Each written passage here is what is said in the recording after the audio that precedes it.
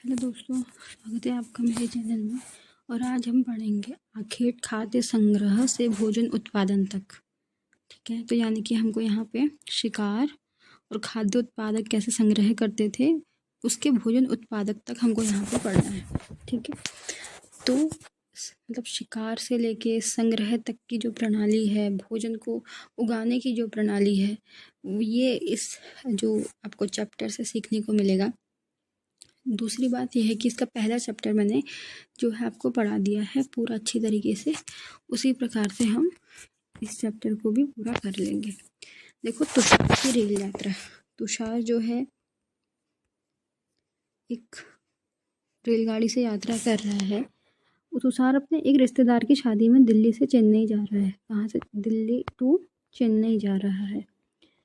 Rail में उसे खिड़की वाली सीट मिली है जहाँ से वह बाहर का नज़ारा देखने में मग्न हो गया है। तेज दौड़ती गाड़ी से उसने देखा कि पेड़ पौधे, घर, खेत खलियान बड़ी तेजी से पीछे की ओर छूटते चले जा रहे हैं। तभी उसके चाचा ने उसके कंधे पे हाथ रख के कहा, पता है, लोगों ने मात्र 150 साल पहले रेल यात्रा करनी शुरू की थी। बस तो कुछ दशक बाद आई है। तुषार सोचने लगा, जब लोग पास आने जाने के लिए तेज रफ्तार वाली सवारी नहीं थी तो क्या वे यात्रा नहीं करते थे? क्या वे अपनी सारी जिंदगी की जगह पर बिता दिया करते थे? नहीं, ऐसा नहीं था। ठीक है, अब देखो, ये जो आपको यहाँ 6th क्लास में ये जो आपको लग रहा है कि बच्चों वाला एक पैरा है, इसको नहीं पढ़ते हैं। इसको कभी भी स्किप मत करना, मैं कह रही हूँ। ठीक है, लोग तो क्या बोलते हैं, नहीं पढ़ते हैं कोई कोई, लेकिन मैं कहूँगी पढ़ो, क्योंकि अब लॉजिकल थिंकिंग को डेवलप करना ज़रूरी है। तो क्वेश्चन उठेगा ना आपके मन में भी। ठीक है, यहाँ पे जो तुषार है वो यात्रा कर रहा है। ठीक है, दिल्ली से चेन्नई तक। चलो कोई ना, ये तो कोई काम की इन्फॉर्मेशन कहाँ थी, लास्ट में इन्फॉर्मेशन थी कि जो तुषार था, जब उसके चाचा ने बताया कि रेल यात्रा तो कहीं जो है आपके रेल यात्रा को सिर्फ आए हुए जो है आपके पहले ही आ गई थी, मतलब बताया है कि इतने साल पहले आ गई थी। और आपको ये भी बताया गया है कि उसके दिमाग में एक जिज्ञासा जागी कि सारी जो चीज़ें हैं, ट्रेन बहुत तेज़ स्पीड से आगे चल रही है और सारी चीज़ें पीछे छूट जा रही हैं। ठीक है, अब अभी तो हवाई जहाज़ है और क्या बोलते हैं, बहुत सारे टूल्स आ चुके हैं इस बार टेक्निकली।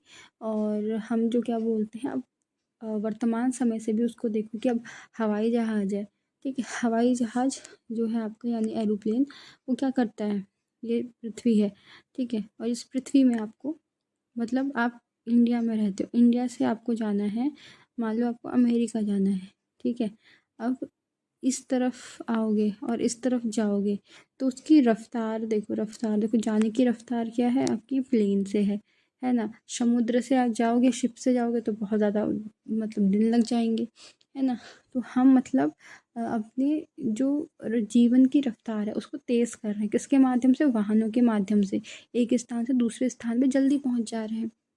तो तुषार ने यही कहा, तुषार के मन में यही तो क्यूरियोसिटी आई, क्या आई उसकी जिज्ञासा मन में कि जब जब ये सब कुछ नहीं होता था तो क्या बोलते हैं आपके तब कैसे जाते होंगे लोग? तो आपके मन में सवाल आएगा, बैलगाड़ी से जाते होंगे, पैदल जाते होंगे, है ना। यही तो चीज़ें थी। पहिए का आविष्कार हुआ था, पहिए के आविष्कार से पहुंच गए होगे आप कि उस समय पहिए का आविष्कार ही ना होता तो क्या होता। तो ये छोटी छोटी बातें ना, ये एक थिंकिंग डेवलप कराती है। इसी में हमारे 3-4 मिनट चले गए। चलो कोई बात नहीं, समझना तो है ही। अब अच्छे से पढ़ना तो अच्छे से ही पढ़ेंगे। अब यहाँ पे आरंभिक मानव, आखिर वे इधर उधर क्यों घूमते थे? ठीक है, जो हमारे आरंभिक मानव हैं, आखिरकार वे इधर उधर क्यों घूमते थे? ठीक है, जो हमारे मनुष्य थे पहले, वो इधर से उधर क्यों जाते थे? तो ये जो कारण है आपको पता होने चाहिए। ठीक है, जो इस महाद्वीप में 20 लाख साल पहले रहा करते थे, यानी कि 20 लाख साल जो पहले रहा करते थे, उनके बारे में यहाँ बात हो रही है कि जो कॉन्टिनेंट में 20 साल लाख पहले जो लोग रहते थे, आज हम उन्हें आखेट खाद्य संग्राहक के नाम से जानते हैं। क्या किसके नाम से जानते हैं? आखेट खाद्य संग्राहक। याद रख लो, क्या है? आखेट। 20 लाख साल पहले जिन लोगों को जानते थे उन्हें हम आखेट खाद्य संग्राहक कहते थे। ठीक है, भोजन का इंतजाम करने की विधि के आधार पे इन्हें इस नाम से पुकारा जाता था। आमतौर पे खाने के लिए जंगली जानवरों का शिकार करते थे। तो किनका शिकार करते थे? जंगली जानवरों का। मछलियाँ, चिड़ियाँ, फल फूल, दाने, पेड़ पत्तियाँ, अंडे इकट्ठा किया करते थे। अब यहाँ पे जो आपको समझ आ रहा है कि आखेटक होता है शिकारी और खाद्य संग्राहक क्या है? खाद्य संग्राहक है जो भोजन को इकट्ठा करता है, ठीक है? तो 20 लाख साल पहले जिन मनुष्य की हम बात कर रहे हैं वो है आखेट खाद्य संग्राहक, जो क्या-क्या करते थे भोजन का इंतज़ाम करने के लिए आमतौर पे जंगली जानवरों का शिकार करेंगे, मछलियों का शिकार करेंगे, चिड़िया को शिकार करेंगे और फल फूल, अंडे, पौधे, पत्तियाँ, कंदमूल, दाने ये सब जो है इकट्ठा करते थे, ठीक है। आखेट खाद्य संग्रह समुदाय के लोग एक जगह से दूसरी जगह पे घूमते थे। ऐसा करने के लिए कई कारण थे। अभी कारण आपको याद होने चाहिए। तो पहला कारण है कि यह कि अगर वे एक स्थान से दूसरे स्थान पे ज़्यादा दिनों तक रहते तो आसपास के पौधे, फल, जानवरों को खा के वो समाप्त हो जाएंगे और भोजन की तलाश में उन्हें दूसरी जगह जाना पड़ेगा। नंबर 1 कारण था। पहला कारण क्या था कि पहला कारण यही था कि एक जगह से दूसरी जगह वो इसलिए जाया करते थे क्योंकि वो यहाँ रहते थे। अगर वो वहाँ पे अधिकतम दिनों तक रहेंगे तो वहाँ के भोजन उनके भोजन का तात्पर्य है यहाँ पे कि पेड़-पौधे, जानवर खा के वो समाप्त हो जाएँगे और फिर उनको भोजन की तलाश में तो दूसरी जगह जाना ही पड़ेगा। दूसरा कारण था अपने शिकार के लिए फिर हिरण, मवेशी अपना चारा ढूँढने के लिए एक जगह से दूसरी जगह जाया करते थे। जानवरों का शिकार करने के पीछे-पीछे जाया करते थे, यानी जानवर भी तो जो है गतिमान रहेंगे, वो भी तो एक जगह से दूसरी जगह जाएँगे। तो इसीलिए शिकार करने के लिए हिरण, मवेशी अथवा चारा ढूँढने के लिए दूसरी जगह जाया करेंगे। मतलब समझे? मतलब पहला कारण तो ये है कि पहला कारण हमारा क्या है कि एक जगह से दूसरे जगह तक जाने के लिए जहाँ पे वो रहते हैं, अगर वो अधिकतम दिन तो वहाँ के पेड़, फूल, कंदमूल, जानवर समाप्त हो जाएँगे, तो वो अधिकतम दिनों तो सर्वाइव कैसे करेंगे, रहेंगे कैसे? है ना? तो एक जगह से दूसरी जगह उनका जाना उनकी मजबूरी थी। दूसरा कारण है कि जानवर भी तो एक जगह से दूसरे स्थान जाएँगे, तो जो मनुष्य है वो भी तो एक जगह से दूसरे स्थान पर जाएगा, उनको शिकार करने के लिए पीछे-पीछे जाएँगे। तीसरा कारण है यह पेड़ पौधों फल फूल अलग अलग मौसम में अलग अलग आते थे। लोग उनकी तलाश में उपयुक्त मौसम के अनुसार इलाकों में घूमते थे। यानी कि मौसम का परिवर्तन काल भी यहाँ पे मायने रखता है। कैसे? क्योंकि जो मौसम है वो एक जगह से दूसरी जगह हर समय बदलते रहता है और कुछ जो कंदमूल है, फल है, जैसे उनको चाहिए होता है उनके अकॉर्डिंग वो उस मौसम में वहाँ नहीं पनपते होंगे, तो वो दूसरी जगह चले जाते होंगे। चौथा कारण है कि पानी के बिना भी प्राणी, पेड़ पौधे जीवित रहना असंभव था। पानी झीलों, झरनों, नदियों, यद्यपि कई नदियाँ झीलें पानी भी सूखता होगा और झीलों नदियों के पानी बारिश के बाद ही मिल पाता होगा। इसलिए ऐसी झीलों और नदियों के किनारे बसे लोग सूखे मौसम में पानी की तलाश में इधर से उधर जाते थे। तो आपको इसमें की पॉइंट्स याद रखने हैं, वो भी चार कारण थे जो मनुष्य के लिए क्या करते थे, एक जगह से दूसरे जगह पे उनको सर्वाइवल के लिए ज़रूरी था। सबसे पहला तो इम्पोर्टेंट क्या है, एक मनुष्य के लिए इम्पोर्टेंट क्या है? पानी, है ना? तो कीवर्ड्स याद रख लो, आगे पीछे लिख सकते हो। पानी, क्योंकि इलाकों में क्या पड़ जाता होगा? सूखा, तो एक जगह से दूसरी जगह मूव तो करेंगे। दूसरा कारण क्या था? शिकार, जानवर भी तो मूवेबल होंगे, एक जगह से दूसरी जगह चले जाएंगे वो भी इसीलिए। तीसरी जगह मौसम परिवर्तन, इसीलिए एक जगह से दूसरी जगह जाते थे। चौथा कारण आपका था कि जो कंदमूल हैं आपके, है ना, कंदमूल हैं, फल हैं, जो है एक ऐसा अनुकूल वातावरण उनको नहीं मिल पाता होगा उस जगह पे कि वहाँ पे वो उस चीज़ को हासिल कर सके। यानी कि वहाँ पे जैसे कोई सब्जी है वो पर्टिकुलर मौसम में उगती है, तो मौसम से वैसे ही मौसम का जो वातावरण होगा उसी अकॉर्डिंग वो दूसरी जगह चले जाएंगे। तो ये तो मौसम का ही हो गया तीसरा कारण। एक कारण जो पहला कारण मैंने आपको बताया था, जस्ट सेकंड, कभी-कभी मेरे दिमाग से भी स्किप हो जाता है। हाँ, समाप्त हो जाते थे तो उनको तलाश में जाने के लिए एक जगह से दूसरी जगह जाना पड़ता था, है ना? ठीक है?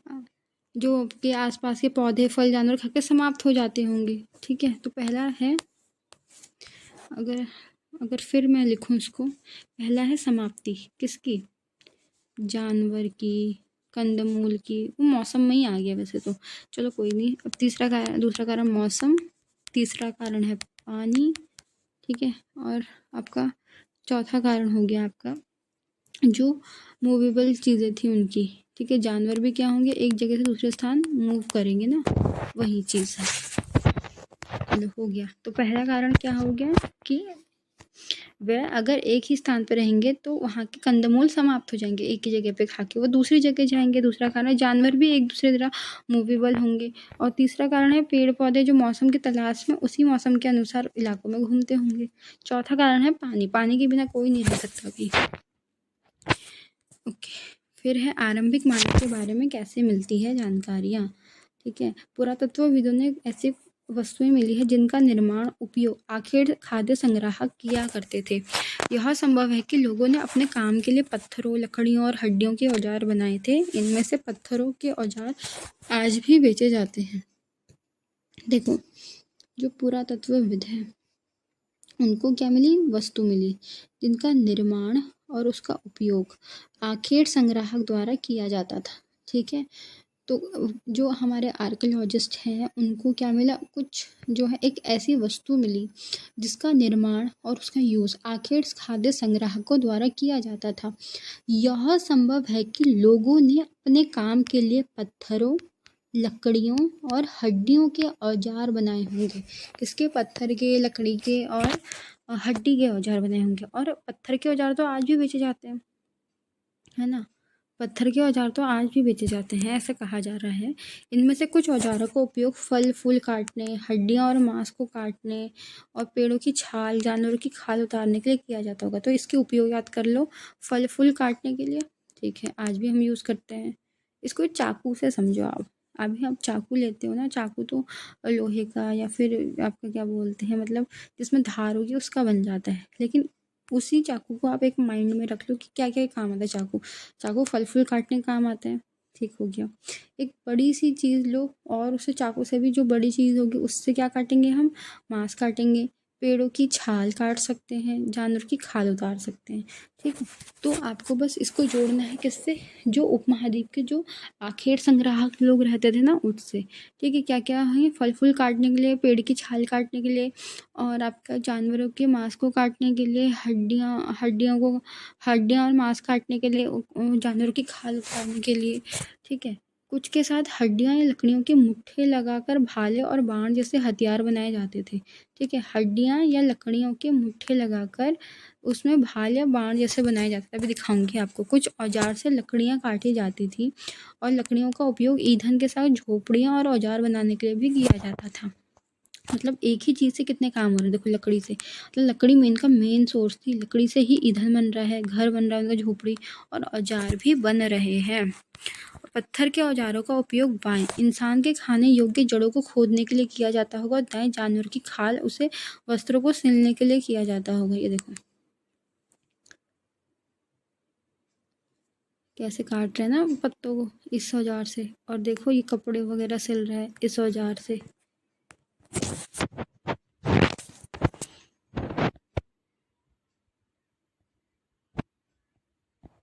रहने की जगह निर्धारित करना। मानचित्र 2 को देखो, लाल त्रिकोण वाले स्थान में वह पूरा स्थल है, ठीक है। तो लाल त्रिकोण वाले स्थान पे वह पूरा स्थल है जहाँ पे आखेट संग्राहकों को ऐसे प्रमाण मिलते हैं। इसके अलावा और भी कई स्थानों पर आखेट खाद्य संग्राहक रहते हैं। मानचित्र में सिर्फ कुछ गिने चुने स्थान चिन्हित हैं। कई पुरास्थल नदियों और झीलों के किनारे पाए गए हैं। तो एक मैप है यहाँ पे। तो यहाँ पे जो त्रिकोण है ना वो पूरा पाषाणकालिक क्षेत्र है। तो वहीं जो है वो क्या है, पूरा स्थल है जहाँ पे खाद्य संग्रह होने के प्रमाण है। तो पहले लाल वालों को ही देखते हैं। क्या है ये, पूरा पाषाणिक स्थल। क्या है, पूरा पाषाणिक स्थल। पाषाण काल पढ़ा होगा ना आपने, वही तो है। तो सबसे पहले पूरा पढ़ेंगे, फिर जो एक बॉक्स में है उसमें नव पाषाणिक स्थल है, फिर ग्रीन से महापाषाणिक स्थल है, और इससे आरंभिक गांव होंगे, 2 ही होंगे, इनाम गांव वगैरह, है ना। तो पहले पूरा पाषाणिक देखते हैं। देखो इसको याद कर लेना अच्छे से। सबसे पहले एमपी के भीमबेटका से ही स्टार्ट करते हैं। तो सबसे पूरा पाषाणिक में क्या हो गया, भीमबेटका, क्या है, भीमबेटका, ठीक है। फिर हुंसगी कुरनूल की गुफाएं, ये आपको साउथ में देखने को मिलेगी। हुंसगी कुरनूल की गुफाएं, क्या है, हुंसगी और कुरनूल की गुफाएं, ठीक है। तो 3 ही है आई थिंक, हाँ 3 ही है पूरा पाषाण काल के। कौन कौन से, एक तो भीमबेटका, भीमबेटका, हुंसगी, हुंसगी और कुरनूल, कुरनूल याद कर लो, ठीक है। भीमबेटका, हुंसगी और कुरनूल की गुफाएं, ठीक है। फिर जो मैं आपको स्टेट के नाम इसलिए नहीं बता रही हूँ ना, क्योंकि फिर कंफ्यूज हो जाओगे। अभी सिर्फ याद करना है। जैसे पहले चैप्टर में जो मैप था उसको मैंने विजुलाइज करवा दिया था, उसके बाद ये वाला जो मैप है इसको भी विजुलाइज कराऊंगी। फिर क्या होगा ना, फिर हमारे पास मैप के जो बन जाएंगे, मैप की जो इन्फॉर्मेशन बन जाएगी, बहुत सारी बन जाएंगी। फिर उसको एक वीडियो में सारे मैप्स के थ्रू जो है विद स्टेट वो आपके कवर हो जाएंगे, ठीक है। इसलिए पहले एनसीईआरटी को पूरा कर लो। फिर जो मैप है जहाँ जहाँ पे, उसको हम जैसे चैप्टर नंबर 1 ये मैप है, चैप्टर नंबर 2 ये मैप है, तो उसको हम विद स्टेट जो है कवर कराएंगे, ताकि लोकेशन आपको बता रहे, ठीक है। अभी कृपया करके बस आप ये अभी कहाँ पर है, क्या बोलते हैं, बस इसके दिशाएं याद करो, ठीक है। तो मतलब जैसे हुंसुगी कुरनूल है, ये साउथ में है। एक का मैंने भीमबेटका का एमपी बता दिया, ठीक है। तो ये भी क्या बोलते हैं, ये आपके क्या बोलते हैं, नॉर्थ साइड में ही माना जाएगा इसको, भीमबेटका को, ठीक है। चलो, मतलब 2 आपके साउथ में है, एक नॉर्थ में, ठीक है। अब है आपके नवपाषाण काल, ये थोड़े बुर्ज हों, वैसे तो देखने से ही मिल रहा है, सबसे ऊपर है तो आपको पता होना चाहिए वैसे भी कौन सा स्टेट है। बुर्ज होम मेहरगढ़, ये तो भारत से बाहर है, तो सोचो कौन सा जो है देश होगा, मेहरगढ़, ठीक है। फिर है यहाँ पे चिरांद, दाउलजली हेडिंग ईस्टर्न साइड में, कोल्डी हवा, महागड़ा, है ना। और यहाँ पे साउथ में भी है हुल्लूर, पय्यमपल्ली, है ना। ये है नवपाषाणिक काल। तो नवपाषाणिक काल को आप जो बोलते हैं, कहाँ से, नॉर्थ से स्टार्ट करो, सबसे ईस्ट वाले जो है सबसे नॉर्थ वाले पोर्शन यानी बुर्जहोम, फिर ईस्ट वाला, ये तो यहाँ पे, तो इसको बोलेंगे आप, ये है ईस्ट वेस्ट नॉर्थ साउथ, तो नॉर्थ वेस्ट में ये वाली जगह है। तो ये लोकेशन आपको पता होनी चाहिए, ठीक है। तो बुर्जहोम से मेहरगढ़, और वो देश से बाहर है मेहरगढ़, बस हो गया। फिर आप चले जाओ बीच में कोल्दी हवा, महागड़ा, और ईस्ट में चले जाओ जहाँ पे आपको मिलेगा दाउलजी हेडिंग, यहाँ पे जो है थोड़ा नेपाल से नीचे है, भारत के ही अंदर है, चिरांद, क्या है, चिरांद, ठीक है। और फिर साउथ में है 2, पय्यमपल्ली और हुल्लूर, क्या है, पय्यमपल्ली और हुल्लूर, मेरे साथ बोलो पय्यमपल्ली और हुल्लूर, ठीक है। अब देखो अब कैसे बनेगा। सबसे पहले यहाँ नॉर्थ लिख लो, साउथ लिख लो नवपाषाण में, और साउथ में क्या था, 2 ही थे, 2 क्या थे, पय्यमपल्ली और हुल्लूर, यही है ना, पय्यमपल्ली हुल्लूर। फिर नॉर्थ में आ जाओ, कौन होते, बुर्जहोम, एक देश से बाहर था मेहरगढ़, ईस्ट में था दाउजली हेडिंग, ठीक है। नेपाल से थोड़ा नीचे भारत के ही अंदर है चिरांद, और बीच में है थोड़ा सा भीमबेटका के उधर ही महागड़ा, और उसके ऊपर कोल्दी हवा, ठीक है, हो गया। अब है महापाषाणिक पूरा स्थल, जो कि बस 2 ही हैं, ब्रह्मगिरी और आदि चंदनूर, ये साउथ में ही है दोनों। महापाषाणिक ब्रह्मगिरी और आदि चंदनूर, ब्रह्मगिरी और आदि चंदनूर, ठीक है। फिर आरंभिक गांव है इनाम गांव, ठीक है, एक ही है बस, इनाम गांव का नाम मैंने पहले ही बता दिया था। और आरंभिक नगर है कोलकाता और मुंबई, कोलकाता और मुंबई, ये तो सभी को पता है, ठीक है। यहाँ पे कुछ नदियाँ भी दिखाई हैं, जैसे नदियों के बारे में तो हमने पहले ही कल देख लिया था। जैसे यहाँ से गंगा बह रही है, एक मिनट थोड़ा जूम कर देते हैं, ठीक है। तो ये गंगा, यहाँ से गंगा डेल्टा बनेगा, देखो नर्मदा, ताप्ती, गोदावरी, ये गोदावरी, कृष्णा, यहाँ पे कृष्णा के वहाँ कल क्या पढ़ा था, यहाँ पे क्या था, तुंगभद्रा, है ना, ये कावेरी नदी, ठीक है। सतपुड़ा, ताप्ती के वहाँ पे क्या है, सतपुड़ा भी पढ़ा था हमने कल, ठीक है। तो कल के मैप से अगर पता चल जाएगा अच्छे से, बहुत ही अच्छे से पता चल जाएगा आपको, ठीक है। अब आप इतने कैपेबल हो गए हो कि आप पूरा पाषाण, नवपाषाणिक और महापाषाणिक आरंभिक गांव और आधुनिक नगर को बांट सकते हो क्लास 6 में जो मैप में दिया है। ठीक है, चलो। पूरा पाषाणिक काल में पूरा स्थल में क्या क्या थे? 3 थे, 3 ही थे ना, है ना। एक तो हमने पढ़ा था कि जो 3 थे, ठीक है, इसमें 3 थे, एक था नॉर्थ में और 2 थे साउथ में, है ना। इसमें क्या था? एमपी में भीमबेटका था, ठीक है, भीमबेटका था। इसमें 2 पढ़े थे हमने, है ना। 2 हमने यहाँ पे जो आपने अच्छे से पढ़े थे वो थे, आपको मैप में एक बार शो करके दिखाते, कुरनूल और हंसगी। क्या थे? हंसगी और कुरनूल। ओके, तो पूरा पाषाण काल में 2 और 1, 2 + 1 के कहना भीमबेटका, कुल्लूर और हंसगी। कुरनूल, हुल्लूर बोला था मैंने, कुरनूल और हंसगी क्या थे? और फिर आपने नवपाषाणिक काल में बुर्जहोम, मेहड़गढ़, दावजली हेडिंग, महागढ़ा, है ना, और चिरांद, ये सब चीज़ें पढ़ी थी, है ना। और उसके क्या बोलते हैं, महापाषाणिक पूरा स्थल में तो आपके 2 ही थे, ब्रह्मगिरी था एक और आदिचनल्लूर होगा। हाँ, ये देखो, आदिचनल्लूर और ब्रह्मगिरी, है ना। और इनाम गांव एक ही था, और आधुनिक शहर जो थे आपके, आधुनिक नगर कोलकाता और मुंबई थे। ठीक हो गया। अब आप बांट सकते हो। जी हाँ, हम बांट सकते हैं अच्छे से। एक बार इसको फिर देख लो विजुलाइज करके, मैं नहीं, एक बार इसको स्टॉप करो और पूरे अच्छे से यहाँ पे देख लो। ठीक है, यहाँ पे बस हो गया आपका। अब देखो फिर आ जाओ इसमें। अब मैं यहाँ पे हम बस इसके अकॉर्डिंग ही देखेंगे। पूरा पाषाणिक स्थल कितने थे? 3 थे। कौन कौन से थे? नॉर्थ में आपका भीमबेटका, साउथ में 2 थे, कुरनूल और हंसगी। कुरनूल और हंसगी 3 हो गए। नवपाषाणिक काल में बुर्जहोम, मेहड़गढ़, देश से बाहर था वो तो चिरांद, दावजली हेडिंग, ठीक है, ईस्ट में था दावजली हेडिंग, और आपके महागढ़ा, ये सब कुछ पड़ा था। ठीक है, महापाषाणिक स्थल में आपने आदिचनल्लूर पढ़ा था, ब्रह्मगिरी पढ़ा था, आरंभिक गांव में इनाम गांव, और आधुनिक नगर में कोलकाता, मुंबई। अब देखो, हाँ, नवपाषाण काल में हल्लूर जो है यहाँ है पय्यमपल्ली, नवपाषाणिक काल में। ठीक है, हल्लूर और रजवी। पता चला कुरनूल की गुफाएं और हल्लूर में आप कंफ्यूजन हो जाते हो। ठीक है, तो कुरनूल जो है आपके पूरा पाषाणिक है, और हल्लूर आपका नवपाषाणिक है। ठीक है, अब आपको अच्छे से याद होगा, कोलदी हवा महागढ़ा के वहीं पास में कोलदी हवा। ठीक है, अब मैं इतना मैप पे ही, कल भी मैंने पूरे 10 मिनट लगाए हैं मैप पे, क्योंकि फोकस करना ज़रूरी है आपका। ठीक है, तो सबसे पहले आपका क्या है?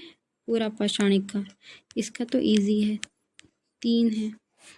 भीम, शॉर्ट में तो बी से भीमबेटका, ठीक है, आपका हुंसगी एच से, और आपका कुरनूल के से, तो BH के रूम होते हैं ना, उससे याद कर लो। हो गया। अब नवपाषाणिक काल में तो बहुत सारे थे। कौन कौन से थे? एक तो मेहड़गढ़ था जो कि इंडिया में नहीं है। ठीक है, और आप सर्च मारना कि यह कहाँ है। ओके, फिर है चिरांद, नेपाल के थोड़ा सा देश के अंदर चिरांद। फिर उसके बाद आ गया आपका क्या? कोल्डी हवा। फिर उसी के नीचे क्या था? महागढ़ा। फिर ईस्ट में क्या था? दावजली हेडिंग, है ना, यही था। ओके, फिर एक जो था हुल्लूर था, साउथ में हुल्लूर था, नहीं था, तो ये है नवपाषाणिक स्थल। उसके बाद हमने महापाषाणिक पढ़ा। महापाषाणिक में आपके क्या क्या थे? ब्रह्मगिरी, और दूसरा क्या था आपका? एक ब्रह्मगिरी था, एक मैं स्किप कर रही हूँ, जस्ट अ सेकंड। ब्रह्मगिरी के साथ साथ था आपका आदिचनल्लूर। ठीक है, आदिचनल्लूर, है ना। ओके, फिर जो है एक ही गांव था, गांव का नाम था इनाम गांव, और शहर तो 2 थे, वो तो सबको पता है, महानगर मुंबई और कोलकाता। शायद मैं साउथ में एक नवपाषाणिक स्थल मैं भूल गई थी, पय्यमपल्ली। ठीक है, एक भूल गई थी, पय्यमपल्ली। याद तो था, वो नाम कभी कभी हो जाता है ना, चलो कोई नहीं। ये मैप जो है, अब मुझे लगता है कि इससे ज़्यादा जो मैप का जो आपको लोकेशन है वो नहीं होगा। ठीक है, बस इतना है कि आपको अब ये अगर आपको स्टेट का ये तो भीमबेटका के चारों तरफ देख लो क्या क्या है। ये देखो, ये एमपी में है ना भीमबेटका, वैसे भी मैंने कितनी बार एमपी एमपी बोल दिया, ठीक है। बस इसको इसको एक रेफरेंस मान के इसके चारों तरफ जो जो चीज़ें हैं वो कर लेना है ना। चलो मैप का तो हो गया, ओके। चूँकि पत्थर के उपकरण बहुत महत्वपूर्ण थे, इसलिए लोग ऐसा जगह ढूंढते हैं जहाँ अच्छे पत्थर मिलते हैं। ठीक हो गया। भीमबेटका आधुनिक मध्य प्रदेश। हाँ, तभी तो कह रही हूँ मैं कि मेरे मुंह से बार बार एमपी एमपी क्यों निकल जा रहा है, क्योंकि इसमें इसका मेंशन है। भीमबेटका आधुनिक मध्य प्रदेश। इस पूरा स्थल पे गुफाएं व कंदराएं मिली हैं। क्या क्या मिली हैं? गुफाएं और कंदराएं। लोग इन गुफाओं में इसलिए रहते थे क्योंकि यहाँ उन्हें बारिश, धूप, हवा से राहत मिलती थी। ये गुफा नर्मदा घाटी के पास है, कल हमने पढ़ लिया है, नर्मदा घाटी के पास है, ठीक है। क्या तुम बता सकते हो कि रहने के लिए लोगों ने तुम्हें जगह क्यों, ये लोगों ने यह जगह क्यों चुनी होगी? शैल चित्रकार हमें क्या बताता है? एक शैल चित्र इसके बारे में बताता है। यहाँ पे ये कुछ जानवर टाइप का है, ये तो मनुष्य ही होगा फिर, जो उसका जानवर का पीछा करते हुए शायद दिखाया होगा। जिन गुफाओं में लोग रहते हैं उनमें कुछ दीवारों पे चित्र मिले हैं। कुछ सुंदर उदाहरण एमपी और दक्षिणी उत्तर प्रदेश। कहाँ पर? एमपी और आपका साउथ यूपी में गुफाएं मिली हैं और इनमें जंगली जानवरों का बड़ी कुशलता से सजीव चित्रण किया गया है। अब देखो, ये देखो, ये गुफा है, ठीक है, ओके। तो देखो ये सब कुछ पढ़ना है हमको, इतनी चीज़ें पढ़नी है। तो अभी तो क्लास तो पूरी कराऊंगी मैं। पूरा स्थल उस स्थान को कहते हैं जहां औजार, बर्तन और इमारतें जैसी वस्तुओं के अवशेष मिलते हैं। ऐसी वस्तुओं का निर्माण लोगों ने अपने लिए किया था। तो यहाँ पे पूरा स्थल के बारे में कह उस यहाँ पे औजार मिलेंगे, बर्तन मिलेंगे, इमारतें मिलेंगी, ठीक है। यानी वेपन आपके हो गए, बर्तन हो गए आपके, ठीक है, इमारतें हो गई, वस्तुएं, अवशेष मिलेंगे, ओके। ऐसी वस्तु जहाँ का निर्माण लोगों ने अपने काम के लिए किया होगा, बाद में उन्हें वहीं छोड़ दिया होगा। ये ज़मीन के ऊपर, अंदर, कभी कभी समुद्र, नदी के तल में भी पाए जाते हैं। इन पुरस्थलों के बारे में हम अगले अध्याय में पढ़ेंगे, ठीक हो गया। आग की खोज मानचित्र तुम्हें कुरनूल की गुफा, कुरनूल पढ़ा था ना हमने, किसमें पढ़ा था? नवपाषाणिक काल में पढ़ा था। कुरनूल पढ़ा था ना एक जगह, कुरनूल याद होगा आपको, ठीक है। एक बार दिखाऊं मैं आपके, साउथ में था ये कुरनूल की गुफा। पूरा पाषाणिक, मैंने नव बोल दिया गलती से, पूरा पाषाणिक था। क्या था? पूरा पाषाणिक। यहाँ पे गलती हो रही है, वहाँ बता रही हूँ, हाँ मैं, ध्यान रखना। तो कुरनूल है पूरा पाषाणिक काल है। क्या है? साउथ में है, साउथ में ही था। और क्या था? पूरा पाषाणिक काल, पूरा पाषाणिक काल का है, ठीक हो गया। यहाँ राख के अवशेष मिले हैं। किसके अवशेष मिले हैं? राख के अवशेष मिले हैं। किसके अवशेष मिले हैं? राख के अवशेष मिले हैं, ठीक है। इसका मतलब यह है कि आरंभिक लोग यहाँ आग जलाने सीख गए थे। अब देखो, ये मैप में आती हूँ, ये है, ये वाला है कुरनूल, ठीक है। इस कुरनूल में मतलब इसकी गुफाओं में राख के अवशेष मिले हैं। किसके? राख के अवशेष, ठीक है। मतलब उन्हें आग जलाना आती थी, लॉजिक तो यही कहता है, ठीक है। आग का इस्तेमाल कई कार्यों के लिए होता है, जैसे प्रकाश के लिए, मांस भूनने के लिए, खतरनाक जानवर से दूर भगाने के लिए, ठीक है। नाम और तिथियाँ, हम जिस काल के, अब यहाँ पे मेसोलिथिक, पैलियोलिथिक, माइक्रोलिथिक, ये सारे नाम आएंगे, ठीक है। हम जिस काल के बारे में पढ़ रहे हैं, पुरातत्वविदों ने उनके बड़े बड़े नाम रखे हैं। आरंभिक काल को वे पूरा पाषाण काल कहते हैं। जो हमारा आरंभिक काल है उसको क्या कहते हैं? पूरा पाषाण काल, ठीक है। यह शब्दों का पूरा यानी प्राचीन और पाषाणिक यानी पत्थर से मिलकर बना। पूरा स्थलों से प्राप्त पत्थर के औजार को महत्व को बताया गया है। यहाँ पे कहा जा रहा है जिस काल के बारे में हम पढ़ रहे हैं, पुरातत्वविदों ने उसके नाम रखे। जैसे आरंभिक काल है तो उसे पूरा पाषाण कहा गया है। क्या कहा गया है? पूरा पाषाण काल। क्या कहा गया है? पूरा पाषाण काल। और इन्हें दो शब्दों, यानी पूरा माने होता है प्राचीन, पाषाण माने पत्थर, यानी प्राचीन काल के पत्थर। यह नाम पूरा स्थलों से प्राप्त पत्थरों के औजारों के महत्व को, इम्पोर्टेंस को दिखाता है। पूरा पाषाण काल 20 लाख, हमने पहले भी 20 लाख साल पहले की बात ही की थी। जब मनुष्य जो है आपका आरंभिक मनुष्य था। 20 लाख से पहले से 12,000 साल पहले के दौरान का माना गया है। इस काल को 3 भागों में विभाजित किया गया है, आरंभिक, मध्य और उत्तर पूरा पाषाण युग। मानवीय इतिहास का 99% की घटना इसी में हुई है। अब देखो यहाँ पे क्या कहा जा रहा है, जो पूरा पाषाण काल है ना, पूरा पाषाण काल को, पूरा माने पत्थर, पाषाण माने, पूरा माने जो क्या बोलते हैं आपको, प्राचीन, पाषाण माने पत्थर, यानी प्राचीन युग के पत्थर। ठीक हो गया। इन पत्थरों के औजार के महत्व को ये दर्शाता है। और ये कब से कब तक था, 20 लाख से 12,000 तक। ठीक है। और इसको 3 हिस्सों में माना गया है, आरंभिक, मध्य, ठीक है, और उत्तर। इन 3 हिस्सों में पूरा पाषाण काल को, यानी आरंभिक पाषाण काल, आरंभिक पूरा पाषाण काल, मध्य पूरा पाषाण काल और उत्तर पूरा पाषाण काल, इन 3 हिस्सों में इसको विभक्त किया है। ठीक है। जिस काल में हमें पर्यावरण पे बदलाव, यानी एनवायरनमेंट पे चेंज मिलता है, उसे मेसोलिथ अथवा मध्य पाषाणिक युग कहते हैं। आरंभिक युग के बारे में तो पढ़ लिया हमने पहले, 20 लाख से 12,000 तक का।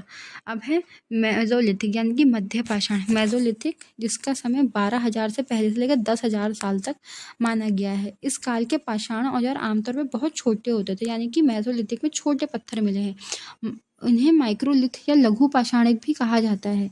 ठीक है। तो मेसो माइक्रो एक ही है। प्रायः इन औजारों में हड्डियों या लकड़ियों के मुट्ठे लगे हंसियाँ और आरी जैसे औजार मिले हैं। साथ साथ पूरा पाषाण युग में औजार भी इस दौरान बनाए जाते थे। तो औजार भी बनाए जा रहे हैं, लकड़ियों से हंसियाँ, मुट्ठे लगे हंसियाँ भी बनाए जा रहे हैं, और औजार भी मिलते हैं हमको। अगले युग में 10,000 साल पहले की बात है, जिसे नवपाषाण काल, ठीक है, कहते हैं, नियोलिथिक।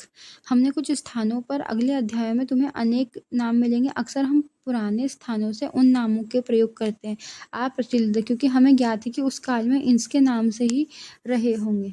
ठीक हो गया। देखो आराम से यहाँ पे समझो, जिसके दिमाग में खिचड़ी पक रही है ना, वो अच्छे से समझ लो। हमने देखना है पूरा पाषाण काल। ठीक है। पूरा पाषाण काल जो कि 20 लाख साल पहले से लेकर 12,000 तक हमको यहाँ पे मिलेगा आरंभिक के बारे में। आरंभिक पूरा पाषाण काल। फिर मध्य है, जिसे 12,000 से 10,000 के बीच में बताया गया है। ठीक है। इसको मेसोलिथिक और माइक्रोलिथिक भी कहा जाता है।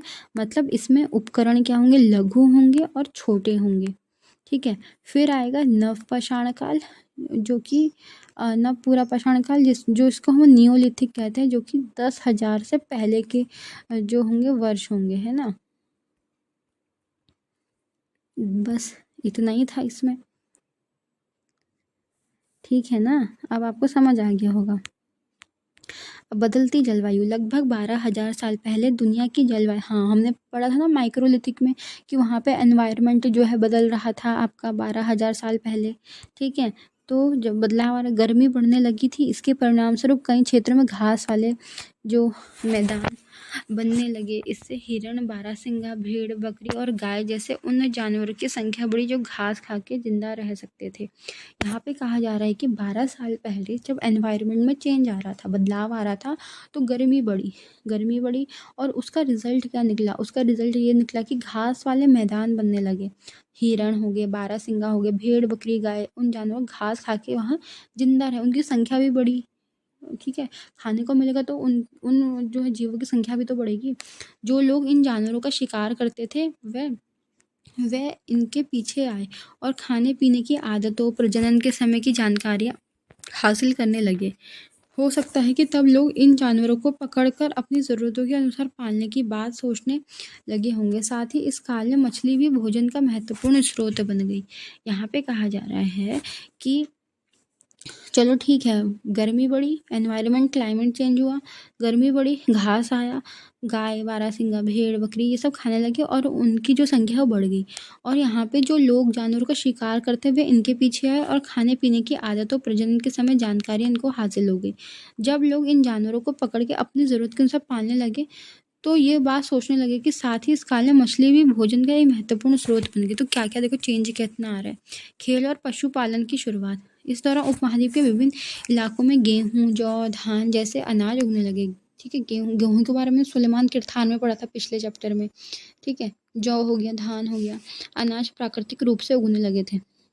शायद महिलाओं, पुरुष और बच्चों ने इन अनाजों को भोजन को बटोरना शुरू किया होगा और साथ ही वह इसे सीखने लगे होंगे कि यह अनाज कहाँ से उगते हैं, कब पककर होते हैं और ऐसा करते करते लोगों ने अनाजों को खुद पैदा करना सीख लिया होगा। या इस प्रकार धीरे धीरे वे कृषक बन गए होंगे। तो यहाँ पे कहा जा रहा है कि उपमहाद्वीप के विभिन्न हिस्सों में गेहूँ, जौ, धान ये सब प्राकृतिक रूप से उगने लगते। इंसान ने नहीं, प्राकृतिक रूप से उगने लगे और महिलाएं, बच्चों ने, पुरुषों ने इनके बीजों को बटोरा। इनके बीजों को बटोरने के बाद साथ ही वे इसको सीखने लगे कि अनाज उगता कैसे है। फिर उसको पककर तैयार होते हैं वो, ठीक है, अनाज। ऐसा करते करते लोगों ने खुद ही अनाज जो है बोना सीखा, करना सीखा और वो कृषक बन गए। इसी तरह लोगों ने अपने घरों के आसपास चारा रख के जानवरों को आकर्षित कर उन्हें पालतू बनाया होगा। सबसे पहले जिन जंगली जानवरों को पालतू बनाया होगा वो कुत्ते का जंगली पूर्वज था। धीरे धीरे लोग भेड़, बकरी, गाय, सूअर जैसे जानवरों को घरों के नज़दीक आने के उत्साहित करने लगे। ऐसे जानवर झुंड में रहते थे और ज़्यादातर घास खाते थे। अक्सर लोग अन्य जंगली जानवरों पर आक्रमण, इनकी सुरक्षा किया करते थे और धीरे धीरे वे पशुपालक भी बन रहे थे। घरेलूकरण की प्रक्रिया। लोगों द्वारा पौधे उगाने और जानवरों की देखभाल करने में घरेलूकरण की प्रक्रिया का नाम दिया गया। ठीक है, पौधे उगा रहे थे, जानवर पाले, तो घरेलूकरण के नाम दिया गया। अपनाए गए पौधे तथा जानवर अक्सर जंगली पौधों तथा जानवरों से भिन्न होते थे। यानी कि यहाँ पे कहा जा रहा है कि ये पौधे, जानवर अक्सर जंगली पौधों, जंगली जानवरों से भिन्न है बिल्कुल। इसकी वजह से यह है कि इस प्रक्रिया के तहत अपनाए गए पौधों या जानवरों के लोग चयन करते। उदाहरण के लिए लोग उन्हीं पौधों, जानवरों का चयन करते थे जिनके बीमार होने की संभावना कम थी। यही नहीं, लोग पौधों को चुनते थे जिसमें बड़े दाने वाले अनाज पैदा होते थे, साथ ही जिनकी मजबूरी ढंढले अनाज के पके दानों के भार को संभाल सके। ऐसे पौधों के बीजों को संभाल के रखा जाता ताकि फिर से उगाने के उन्हें गुण सुरक्षित रह सके। उन्हीं जानवरों को आगे प्रजनन के लिए चुना जाता था। आमतौर पर अहिंसक होते थे, इसलिए हम देखते हैं कि पाले गए जानवर, कृषि के लिए अपनाए गए पौधे, जंगली जानवरों पौधे धीरे धीरे भिन्न होते गए। मिसाल के तौर पर जंगली जानवरों की तुलना में पालतू जानवरों के दांत और सींग छोटे होते थे। यह प्रक्रिया पूरी दुनिया में धीरे धीरे चलती रही। करीब 12,000 साल पहले शुरू हुई। वास्तव में आज हम भोजन करते हैं। प्रक्रिया की वजह से कृषि के लिए अपनाई गई सबसे प्राचीन फसलें गेहूं तथा जौ आते थे। उसी तरह सबसे पहले पालतू बने और जानवर में कुत्ते के बाद भेड़, बकरी आते हैं। ठीक है, इन दांतों को देखो, इनमें कौन सा जंगली सुअर का है, कौन सा पालतू सुअर का, बता सकते हो? उन्होंने कहा कि जो बड़े नस्ल, ये छोटा वाला शायद जो है पालतू सुअर को, बड़े वाला जंगली सुअर का होगा। बीज के रूप, खाद्य के रूप, उपहार के रूप, भंडार के लिए। अनाज का उपयोग किसके लिए किया जाता था? देखो, बीज चाहिए होंगे, खाने के लिए चाहिए होंगे, उपहार के रूप में और भंडारण, स्टोरेज के रूप में उन्हें रखा जाता था। एक नवीन जीवन शैली। तुम किसी पौधे के बीज को बोकर देखो, तुम पाओगे कि उसे विकसित होने में कुछ वक्त लगता है। इनमें कुछ दिन, महीने या फिर साल तक लग जाता है। इसलिए जब लोग पौधे उगाने लगे तो उनकी देखभाल के लिए उन्हें एक जगह पर लंबे समय तक रहना पड़ा था। बीज बोने से लेकर फसलों के पकने तक पौधों की सिंचाई करने, खरपतवार हटाने, जानवरों की, चिड़ियों से उनकी सुरक्षा करने जैसे बहुत से काम शामिल थे। कटाई के बाद अनाज का उपयोग बहुत संभाल के करना पड़ता था। अनाज को भोजन और बीज दोनों रूपों में जो है बचा कर रखना होता था। देखो, एक न्यू जो है यहाँ पे लाइफ स्टाइल यहाँ पे जन्मी कि पौधे के बीज को बोकर देखो, कुछ तो खाने के लिए रखेंगे और कुछ उसका भंडारण करने के लगेंगे। कुछ फसलों को जो है 1 महीना, साल या फिर 6 महीने लग जाते थे। ठीक है, लंबे समय तक जो प्रक्रिया बनने की अवधि होती थी, जब वो उग जाते थे, कुछ तो स्टोरेज, भंडारण के लिए रखेंगे। ठीक है, बीज रखने के लिए, पकने के लिए रखेंगे और पौधों की सिंचाई के, खरपतवार हटाने या जानवरों की और चिड़ियों की सुरक्षा करने में बहुत से काम शामिल थे। कटाई के बाद अनाज का उपयोग संभाल के करना पड़ता था। अनाज को बहुत और बीज दोनों रूपों में बेचा जाता है, भोजन के रूप में बेचना, बीज के रूपों में बेचना। इसलिए लोगों को भंडारण के बाद सोचनी पड़ी। बहुत से इलाकों में लोगों ने मिट्टी के बड़े बड़े बर्तन बनाए, टोकरियाँ बुनी, फिर ज़मीन पे गड्ढा खोदा। क्या तुम्हें लगता है कि शिकार या भोजन संग्रह करने वाले बर्तन बनाते और उनका प्रयोग करते? अपने जवाब का कारण बताओ। ठीक हो गया। तो यहाँ पे आप एक नई पद्धति देख रहे हो, स्टोरेज की पद्धति देख रहे हो, भोजन, बीज कैसे वो पकते थे, ठीक है, सिंचाई कैसे, पौधों की सिंचाई, जानवरों की, चिड़ियों की सुरक्षा, बहुत से काम शामिल हो गए अब। तो मतलब उनके दिमाग में थॉट आया कि हमको भंडारण भी करना चाहिए, इसलिए उन्होंने बड़े बड़े मिट्टी के बर्तन बनाने शुरू कर दिए, टोकरियाँ बुनी और गड्ढा भी खोदा। ठीक है, अब देखो बस इतना ही है। आओ आरंभिक कृषि को पशुपालकों के बारे में पता करें। मानचित्र 2 पृष्ठ संख्या 12 देखो, क्या तुम्हें नीले वर्ग दिख रहे हैं? हाँ, हमने देखे ना अभी, कितने सारे वर्ग याद है हमको, कौन कौन से थे, यानी वो थे आपके नव महापाषाणिक जो थे पुरातन, कौन कौन से थे, बुर्जहोम, मेहड़गढ़, ठीक है, और आपका जो है चिरांद, कोल्दी हवा, महागड़ा, और इस टाइम में कौन सा था, दाउजली हेडिंग था आपका, है ना आपका, ठीक है, हुल्लूर था आपका साउथ में। तो ऐसी चीज़ें हमको देखने को हाँ मिलती है। ठीक है, पय्यमपल्ली भी साउथ में ही था, जो मैं भूल गई थी, है ना, तो पय्यमपल्ली भी था। तो हमने उन बिंदुओं को देख लिया। अब उस मैप को बार बार दिखाने की ज़रूरत तो है नहीं, क्योंकि हमको पता है कहाँ कहाँ पर है। जहाँ पुरातत्वविदों को शुरुआती कृषकों और पशुपालकों के होने के साक्ष्य मिले हैं, ये पूरे उपमहाद्वीप में पाए गए हैं। इनमें से सबसे महत्वपूर्ण पश्चिमोत्तर क्षेत्र में आधुनिक कश्मीर और पूर्वी तथा दक्षिणी भाग में पाए गए हैं। बिल्कुल, दार्जिलिंग हेडिंग ईस्ट में था, इस साइड में ना, तो ईस्ट साइड में भी पाए गए हैं मेहरगढ़, जो कि देश से बाहर था पाकिस्तान क्षेत्र में, ठीक है, वहाँ पे पश्चिमोत्तर भाग में पाए गए हैं।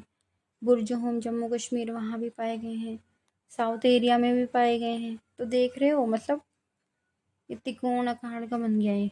तो सब जगह जो है आपके यहाँ पे पूरे उपमहाद्वीप में ये महत्वपूर्ण पश्चिमोत्तर क्षेत्र, मतलब पशुपालक, कृषक, इनके साक्ष्य मिले हैं। वास्तव में ये निर्दिष्ट स्थान कृषकों और पशुपालकों की बस्तियां थी। ठीक है, कि वो जो नीले वाले बॉक्स देखे थे ना पाषाण के, वो क्या थे, कृषकों और पशुपालकों की बस्तियां। एक बार दिखा देती हूँ जिसको समझ नहीं आ रहा, ये देखो, ये जो बॉक्सेस है ना, ये वास्तव में कृषक और पशुपालकों के स्थान थे।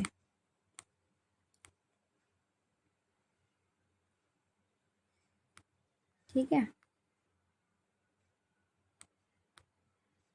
ओके, तो ये चीज़ें हमने पाई। इससे पहले शायद एक हेडिंग छूट गई है, जानवर चलते फिरते खाद्य भंडार। इसको एक बार देख लो। जानवर बच्चे देते थे, उनसे उनकी संख्या बढ़ती थी। अगर जानवरों की देखभाल की जाए तो उनकी संख्या तो बढ़ती ही थी, साथ में उनसे दूध भी प्राप्त होता था, जो भोजन का एक अच्छा स्रोत है। यही नहीं, जानवरों से हमें मांस भी मिलता था। दूसरे शब्दों में पशुपालक भोजन के भंडार का एक तरीका है। ठीक है, तो यहाँ पे कहा जा रहा है, बिल्कुल आज के समय में देखो, अगर हम जानवर पालेंगे, दुग्ध उत्पादन करेंगे और भोजन भी हमको प्राप्त हो जाता है, ठीक है, मांस भी प्राप्त हो रहा है, और पशुपालक जो है भोजन के भंडारण का एक तरीका था, मतलब ये। ठीक है, अब आता है इसमें जो कृषक पशु, जो नीले वर्ग देखे थे ना, उसमें ही आ रहे हैं कि वहाँ पे कृषक और पशुपालक के साक्ष्य मिले हैं, ठीक है, प्रूफ मिले हैं। ये उपमहाद्वीप के बड़े हिस्सों में पाए जाते थे। सबसे महत्वपूर्ण पश्चिमोत्तर क्षेत्र आधुनिक कश्मीर और पूर्व तथा दक्षिणी भाग में पाए जाते हैं। वास्तव में निर्दिष्ट कृषक पशुपालक की बस्तियाँ थी या नहीं, इसे जांचने के लिए वैज्ञानिकों ने खुदाई में मिले पौधों और पशुओं की हड्डियों, पशु की हड्डी मिली है, पौधे की खुदाई नमूना जो मिला है उनको, सबसे रोचक है जले हुए अनाज के दानों के अवशेष मिले। किसके? जले हुए अनाज के। ये ऐसा लगता है कि गलती से या फिर जानबूझ के जलाए गए हों। वैज्ञानिक इस अनाज के दानों की पहचान कर सकते हैं। इस तरह हमें पता चलता है कि उपमहाद्वीप के विभिन्न भागों में बहुत सारी फसल उगाई जाती होंगी। विज्ञानी विभिन्न जानवरों की हड्डियों को भी पहचान कर सकते हैं। ठीक है,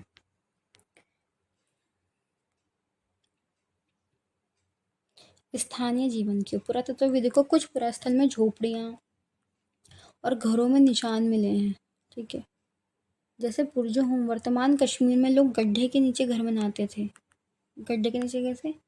ये जैसे ये ऊपर की सतह है, यहीं आगे से एक ज़मीन है और इसके ऊपर हम गड्ढा कर देंगे, तो नीचे भी जो है आपको रहने का एक स्थान मिलेगा। ये तो घर है ही, पर जो नीचे गड्ढा है इसके नीचे भी एक जो है आपका एक लॉजिक लगाओ, ऐसा क्यों किया होगा उन्होंने, एक गर्तवास जैसा बना दिया, मतलब एक नहीं, मतलब ऊपर तो ज़मीन के ऊपर भी घर है, ज़मीन के नीचे भी, ऐसा कैसे? क्योंकि शायद वहाँ पे ठंडा होता हो, और उस ठंड लॉजिक तो यही कह रहा है, मेरा लॉजिक यही कह रहा है कि ठंडा होता होगा, और जो ठंडा है, ठीक है, तो फिर गर्मी को प्राप्त करनी है तो वो नीचे जो उन्होंने बनाया है कृतवास उसमें वो रहते होंगे। अब देखते हैं कितना लॉजिक मेरा ठीक है। ठीक है, बुर्जुहों गड्ढे के लोग गर्तवास कहा जाता है, इसमें उतरने के लिए सीढ़ियाँ होती होंगी, इससे उन्हें ठंड ये देखो मैंने पढ़ा भी नहीं है, ठीक है, और मैंने एक लॉजिक लगाया, मतलब ठीक है, एक लॉजिक लगाओगे ना तो हर चीज़ आपको मिलेगी। पुरातत्वविदों को झोपड़ियों के अंदर बाहर दोनों स्थानों पे आग जलाने की जगह मिली होगी। ऐसा लगता है कि लोग मौसम के अनुसार घर के अंदर बाहर खाना पकाते होंगे। बहुत सारी जगहों में पत्थर औजार भी मिले हैं। इनमें कई ऐसे पुरापाषाणी उपकरण हैं जो भिन्न हैं, इसीलिए इन्हें नवपाषाणिक युग नियोलिथिक जो एरा है वो नाम दे माना होगा। इसमें वह औजार भी शामिल है जिनकी धार और उनके अधिक पैना के लिए उन्हें पॉलिश चढ़ाई जाती होगी। ओखली और मूसल का प्रयोग अनाज और वनस्पति से प्राप्त अन्य चीज़ों को पीसने के लिए किया जाता होगा। आज हमारे साल बाद भी ओखली मूसल का उपयोग अनाज पीसने के लिए किया जाता है।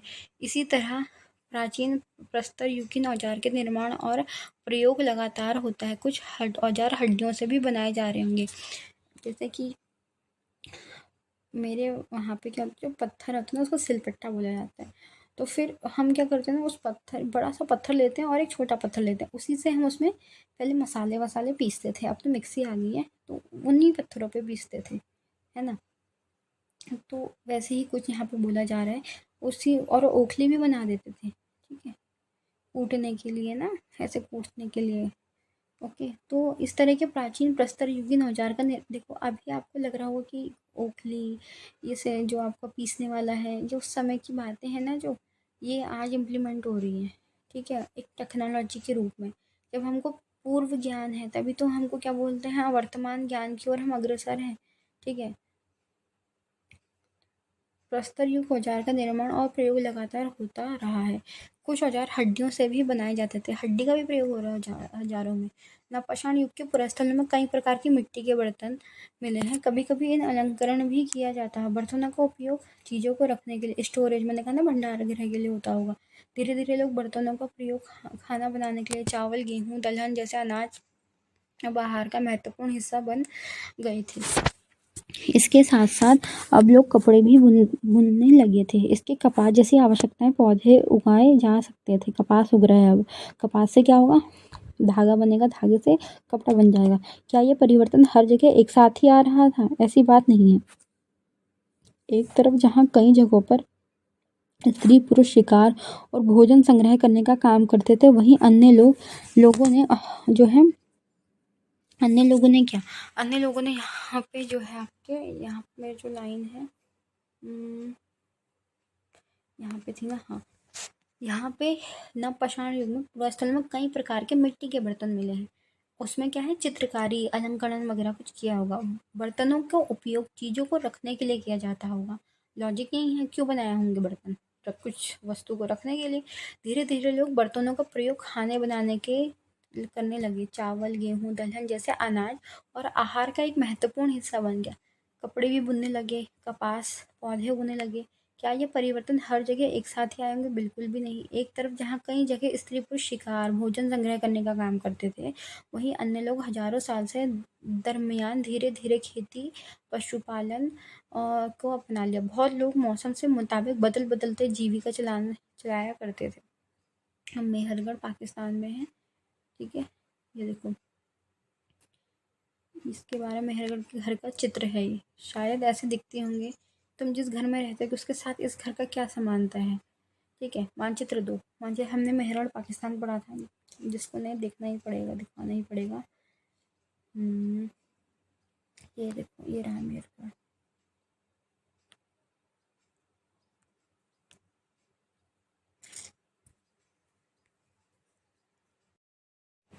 ठीक है।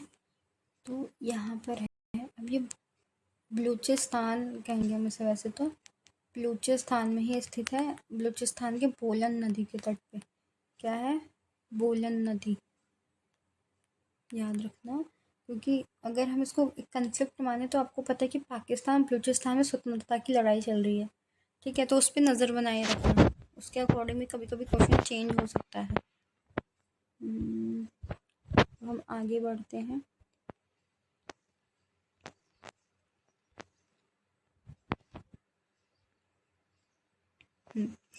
तो हमने ये देखा, यह ईरान जाने वाले सबसे महत्वपूर्ण रास्ते बोलन दर्रे, ठीक है, बोलन नदी है तो यहाँ बोलन दर्रा भी होगा, ठीक है, के पास हरा भरा समतल स्थान है। क्या है? हरा भरा और समतल स्थान है। यहाँ पे ईरान जाने का रास्ता है और एक समतल स्थान है, ठीक है। यहाँ के स्त्री पुरुषों ने इस इलाके में सबसे पहले गेहूँ, जौ, भेड़ बकरी पालना सीखा होगा। तो ये मेहरगढ़ में जीवन और मृत्यु। अब यहाँ पे मेहरगढ़ की स्थिति समझो। मेहरगढ़ कहाँ है? बलूचिस्तान इलाके में, बलूचिस्तान, पाकिस्तान के बलूचिस्तान इलाके में, ठीक हो गया, बलूचिस्तान इलाके में है। फिर उससे जाएंगे हम डायरेक्टली बोलन नदी से बोलन दर्रा मिलेगा हमको। वहाँ पे एक समतल मैदान होगा। समतल मैदान होगा तो वो स्थान होगा जहाँ पे स्त्री पुरुष क्या कर रहे होंगे? गेहूँ, जौ, भेड़ बकरी पालना सीखा होगा। यहाँ विभिन्न प्रकार के जानवरों की हड्डियाँ मिली हैं। क्या मिली हैं? विभिन्न प्रकार के जानवरों की हड्डियाँ मिली हैं। इसमें हिरण तथा सुअर जैसे जंगली जानवर तथा भेड़ और बकरियाँ की हड्डियाँ मिली हैं। तो यहाँ पे जानवर मिले हैं, हड्डियाँ मिली हैं, ठीक है। हिरण तथा सुअर जैसे जंगली जानवरों तथा भेड़ और बकरियों की हड्डियाँ मिली हैं, ठीक है। ये जानवरों के नाम लगे, हिरण, सुअर, भेड़, इनकी सबकी हड्डी मिली है। मेहरगढ़ में इसके अलावा चौकोर और आयताकार घरों, कैसे? चौकोर और आयताकार घर, यहाँ को अवशेष मिले। प्रत्येक घर में 4 तथा उससे ज़्यादा कमरे थे जिसमें कुछ संभवतः भंडार गृह के काम आते थे। ये इंपॉर्टेंट है, भंडार गृह के काम आते थे। किसके काम आते थे? भंडार गृह के। मृत्यु के बाद सामान्यतः मृत्यु के संगे संबंधी उसके प्रति सम्मान जताते थे, ठीक है। लोगों की आस्था की मृत्यु के बाद भी जीवन होता है, इसलिए कब्रों में मृतकों के साथ कुछ सामान भी रखे जाते थे, ठीक है। फिर मेहरगढ़ में ऐसी कई कब्रें मिली हैं। एक कब्र में तो एक मृतक के साथ कई बकरियों को दफनाया गया है। संभवतः इसे परलोक में मृतक के खाने के लिए रखा गया होगा। देखो, ये मृतक है, एक चित्र बनाया, उसके साथ जानवर भी रखे गए हैं, मतलब, ठीक है। एक बकरी को भी दफनाया गया था, तो मतलब साथ में कब्र के। क्या तुम बकरी के कंकाल को पहचान सकते हो? तो इसमें बकरी के कंकाल भी डाले गए होंगे। अब देखो,